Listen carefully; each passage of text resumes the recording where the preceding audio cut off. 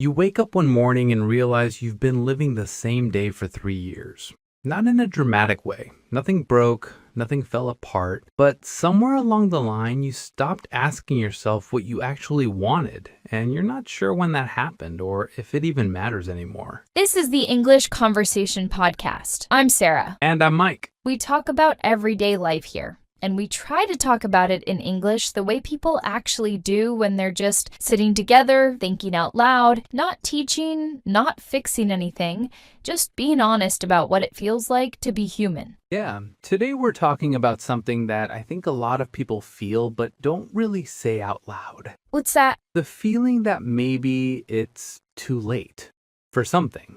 You're not even sure what exactly, but there's this quiet sense that you missed a moment or you're behind or that life is just continuing and you're in it, but you're not really steering it anymore. Yeah, I know that feeling. Do you? I mean, not all the time, but there are moments when I catch myself thinking, is this it? Is this just what life is now? And it's not that anything is wrong exactly. Right, that's the thing. It's not that your life is bad. No. It's more like it stopped moving in a direction that feels true, or maybe it never did, and you're just realizing it now. That's uncomfortable to admit. It is, because if you say it out loud, then you have to do something about it, right? Or at least think about doing something, and that feels big. Or embarrassing. How so? Like, what are you going to say? I'm 42 and I just realized I don't know what I'm doing. People will think you're having a crisis. Maybe, but I think a lot of people feel this way and just don't talk about it. They keep it quiet. They keep going. Because talking about it makes it real. Yeah. I read something once, I can't remember where, but it said that most people don't wake up one day and realize their life went wrong. It's more like they wake up and realize they stopped paying attention somewhere along the way. That feels true. Like you made a decision 5 years ago or 10 years ago, and at the time it seemed fine, reasonable. And you just kept making that same decision over and over without really checking in with yourself. Yeah, you just continue because it's easier to stop and asking, wait, do I still want this? Right. And then one day you're looking at your life and you think, how did I get here? Not in a bad way necessarily. No, not in a bad way, just in a confused way. Like you were sleepwalking and you woke up in a place you don't quite recognize. That's heavy. It is, but I think it's normal. I think a lot of people feel this. Do you think it's too late to change it? I don't know. That's the question, isn't it? Yeah, I think people get stuck because they think change has to be dramatic. Like you have to quit your job, move to another country, blow up your whole life. But what if it's not that? What if it's just about turning slightly in a different direction? What do you mean? Like, you don't have to burn everything down. You just have to start being honest with yourself about what's actually true, what actually feels right, even if it's inconvenient. That sounds simple, but it's not. No, it's really not. Because being honest means admitting that maybe the life you built isn't the life you want, and that's scary. Yeah, especially if it's a good life. Like on paper, everything is fine. Right. You have a job, you have people, you have routines. It's stable, it's comfortable. But comfort isn't the same as fulfillment. No, it's not. And I think people confuse those things. They think, well, my life is comfortable, so I should be happy. And then they feel guilty for not being happy. That's such a trap. It is, because you end up stuck between two feelings. One is, I should be grateful. And the other is, this isn't enough. And both of those things can be true at the same time. Exactly. I had this moment a couple years ago. I was sitting at my desk doing work I'd been doing for years, and I just stopped. And I thought, I don't care about this. What did you do? Nothing at first. I just sat there, and then I felt this wave of panic, like, oh no, what does this mean? Am I supposed to quit? Am I supposed to change careers? What am I supposed to do? Yeah. But I didn't do anything. I just kept going because I didn't know what else to do. And also because I thought, maybe this feeling will pass. Maybe I'm just tired. Did it pass? No, it just got quieter. I got better at ignoring it. That's what happens, I think. You don't solve it, you just learn to live with it. Which is fine in a way. People do that all the time. They carry things they don't talk about. But it takes energy, doesn't it? To ignore something that's true? It does. It's exhausting, actually. More exhausting than I realized. So what changed? I don't know if anything did change, really. I just started noticing it more. Like, instead of pushing it away, I started asking myself, okay, what is this feeling? What is it trying to tell me? And I still don't have an answer. But at least I'm listening now. I think that's the first step, maybe. Just listening. Yeah. Not fixing, not deciding, just noticing. Because you can't change direction if you don't know where you're actually going. Right. And most people, I think, they're just going. They're moving through life, but they're not steering. They're just reacting to whatever comes next. Yeah. Wake up, go to work, come home, watch something, sleep, repeat. And there's nothing wrong with routine. Routine is good. But when the routine becomes the whole thing, when it becomes your life instead of just the structure of your life, that's when it starts to feel empty. Like you're maintaining a life instead of living it. Exactly. I think the hard part is that people feel like they're supposed to have it figured out by a certain age. Like by the time you're 30 or 40 or 50, you should know who you are and what you want. Yeah. But what if you don't? What if you get to 40 and you realize you've been living according to someone else's idea of what your life should be? That's a really lonely feeling. It is. Because you can't blame anyone. No one forced you. You made the choices. But you made them for reasons that don't feel true anymore. Yeah, like maybe you chose a career because it was stable, or because your parents approved, or because it seemed like the smart thing to do. And it was smart, but it wasn't you. Right. And now you're decades in, and it feels too late to change course. But is it though? Is it really too late? I don't think it's about age. I think it's about fear. Fear of what? Fear of starting over. Fear of looking stupid. Fear of disappointing people who expect you to stay the same. Yeah. Fear of admitting that the life you built isn't the life you want, because that feels like failure. But it's not failure. I know, but it feels like it. You know, I've been thinking we're not the only ones having this conversation. What do you mean? Every week, people listen and sometimes leave comments. And when I read them, I'm always surprised by how many are going through the exact same thing. Yeah, I love reading the comments. Me too. Someone will write, I'm 38 and I feel stuck. Or I thought I was the only one.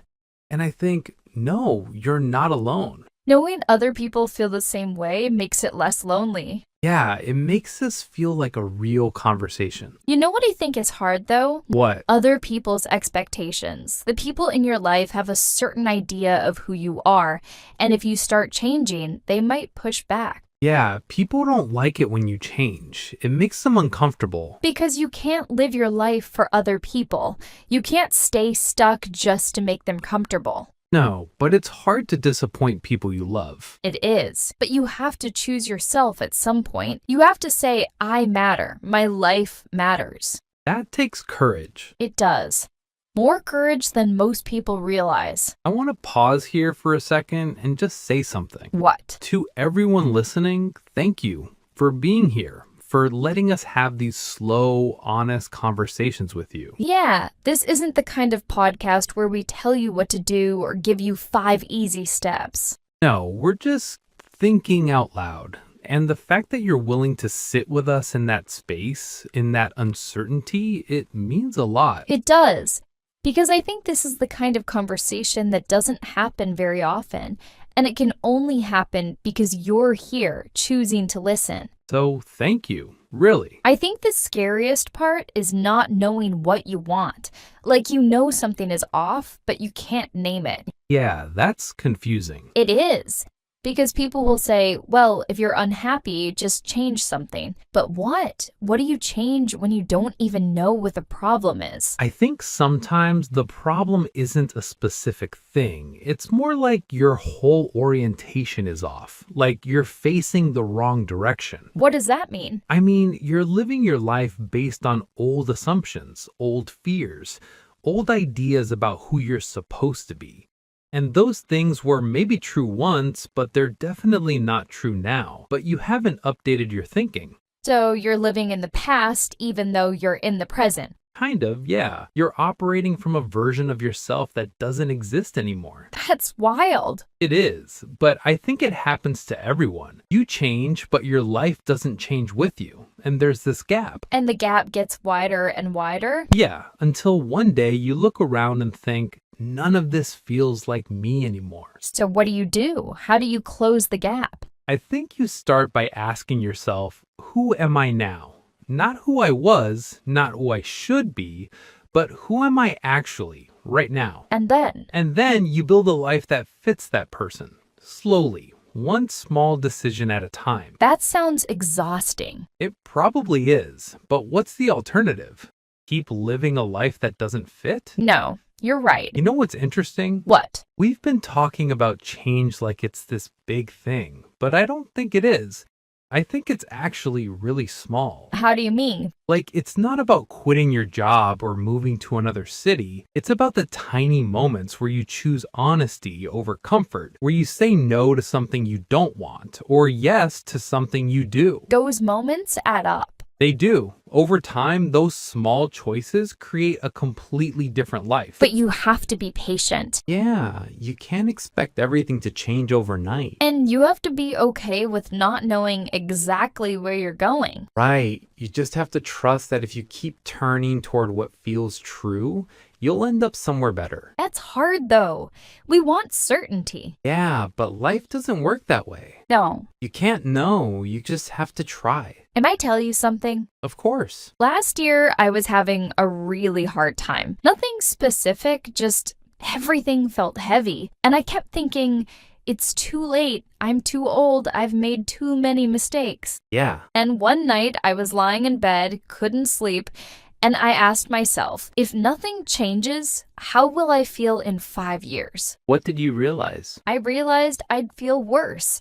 Like the same problems would still be there, but I'd be 5 years older and 5 years more stuck. That's a hard realization. It was, but it was also clarifying because it made me realize that too late isn't about age. It's about whether you're willing to be honest with yourself or not. So, what did you do? Small things. I started saying no to things I didn't want to do. I started noticing when I was just going through the motions. I started asking myself, do I actually want this, or am I doing it because I think I should? Did it help? Yeah, not in a dramatic way, but I feel more present, more like myself. That's huge. It doesn't feel huge. It feels quiet, but I think that's what real change is. It's quiet. You know what I think people don't talk about enough?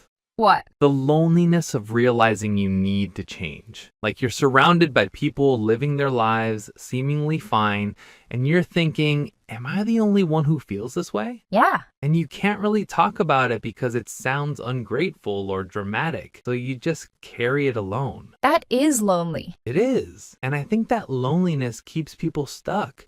Because if you can't talk about it, you can't process it. You know, when people write to us in the comments, I'm always moved by how honest they are. Yeah, me too. Like, someone will share that they're struggling with the same thing we're talking about. Or they'll say, I've been feeling this for years and I never told anyone. And it's brave to share that. It is. And I just feel grateful that this has become a place where people feel safe to say those things. Yeah, it's like we're all holding this space together for the hard stuff, for the questions that don't have answers. Exactly.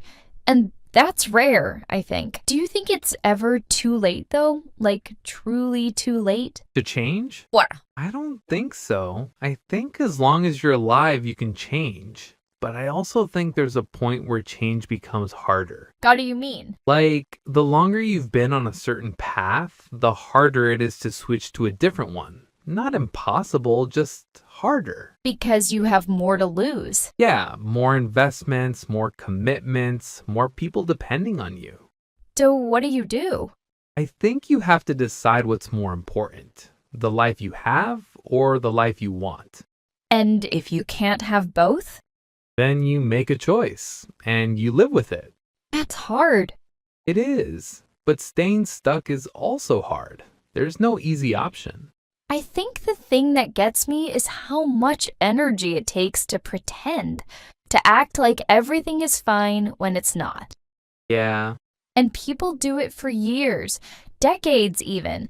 They just perform their life instead of living it. because living it honestly would require change. Right, and change is uncomfortable. But so is pretending. Yeah, so you're uncomfortable either way. Exactly. So you might as well be uncomfortable in the direction of truth. I like that. You know what I think is interesting? Why? We talk about change like it's this voluntary thing, like you decide to change and then you do it. Yeah, But sometimes life changes you, whether you want it to or not. Something happens and you can't go back to who you were before, like what? like losing someone, or getting sick, or having a moment where you see yourself clearly for the first time and you can't unsee it. Yeah, those moments change you. They do. And maybe that's what people are waiting for, some external force to make change inevitable. So they don't have to choose it themselves. Right. Because if life forces you to change, then it's not your fault. But that's passive. It is. It's letting life happen to you instead of making it happen. And that's what we've been talking about this whole time, isn't it? The difference between being passive and being active in your own life. Yeah. I don't think we have answers, do we? No, I don't think there are answers. Just questions? Just questions. Is that okay? I think it has to be. Because if we wait for answers before we do anything, we'll never do anything. That's true. Sometimes you just have to move towards something that feels more true, even if you don't know where it's going. And trust that it will make sense eventually. Or accept that it might not. But at least you're moving. Yeah, I keep thinking about time. Yeah? Yeah, like we only have so much of it, and we don't know how much. And at some point, it really will be too late. That's a heavy thought. It is, but it's also true. At some point, you run out of time to become who you wanted to be. So, what do you do with that? I don't know. Maybe you just stop waiting, stop planning, stop thinking about it, and just start living in a way that feels true. Starting when? I don't know. Now, I guess. Yeah. You know, before we end this, I just want to say something. What? If you're listening to this and you've stayed with us this whole time, thank you. Really. Yeah. This conversation has been long and quiet and maybe a little uncomfortable. And the fact that you're still here means something. It means you're not afraid of the hard questions. And if you want to share your own thoughts or your own story, we'd love to hear it. You can leave a comment or just, I don't know, just know that we're here. Yeah. And if this conversation helped you in any way, even just to feel a little less alone, maybe you could share it with someone else who might need it. Or just hit subscribe. Not because we're trying to sell you anything, but because it tells us that these conversations matter, that this space matters. And it truly makes us happy to hear from you, to know that we're not just talking into a void. That we're actually connecting with people who are thinking about the same things. So yeah, if you want to be part of this, we'd love to have you. Okay, one more thing before we go. What? Just the question for anyone listening. Not to answer out loud, but just to think about. Okay. If nothing changes, what part of you is slowly disappearing? And when did you stop listening to it?